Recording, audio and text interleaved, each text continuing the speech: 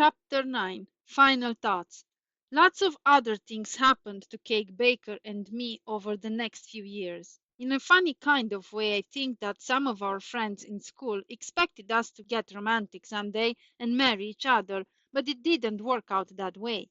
By the time she graduated from high school, Cake had fallen off the ladder for Harry Page, the same guy who gave her such a hard time when we were younger.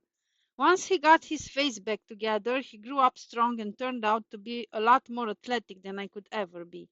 He wound up playing baseball for one of the few minor league teams that were around in those days, and Cake was happy to teach Sunday school and do some coaching with the younger athletes in their church, including their own kids. And somewhere along the line, I guess Harry stopped making nasty remarks. I got older, but not much bigger, as I think I've said already. I moved to Missouri when I was about 20, where I became a singer and a dancer on the ragtime circuit. Ragtime was a special kind of American music, mostly for piano, which came along before jazz. And the ragtime circuit was a string of cities and towns where the main performers played for big crowds and got lots of applause. All of that is what came along before vaudeville, which was then pushed out of the way by television.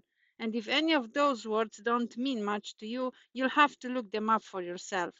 The only other thing I might mention is that I knew a lot of the ragtime greats, Tom Turpin, James Scott, Scott Joplin, and a few others as well. Along the way, I met a beautiful girl named Lorelei, who was a better match for me than anyone else I could ever imagine.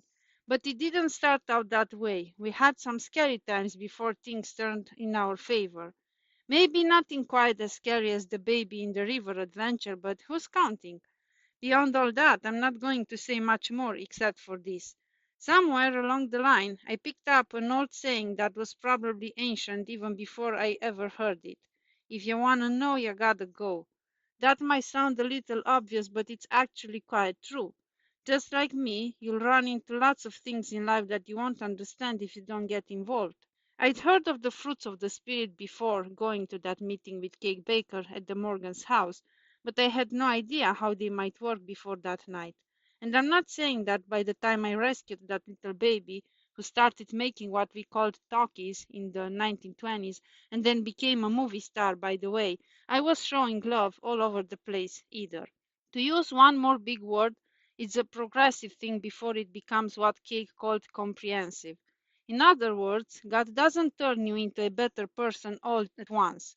That would be like pouring paint from an airplane onto your house and expecting to get a perfect result. Just like you don't become a world-class figure skater, carpenter, singer, or fireman in one day. He helps you build yourself up a little at a time. So in the end, the change is real and it doesn't ever have to go away. At the same time, my friend Jamie Goldstein told me something about his family one day that really made sense. At that time, his mother already had 8 kids, and she often told them she didn't expect any of them to be perfect all the time, but that together they should be able to keep the house in shape and keep everyone fed whenever she had to take a day or two off to have another baby.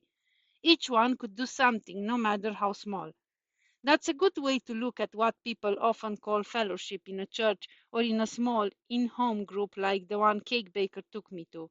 Each of us helps the other. Okay, that's enough for now. Just remember that I'm pretty old, looking back over many, many years when I tell you these things. I was never perfect, and I seem to forget about God more than once, but only for short periods of time here and there. Because He never forgot about me. He knew my name from the day I was born. He also knew all the knife throwers, kidnappers, riverboat workers, and physical giants I had to deal with along the way. He knows your name too.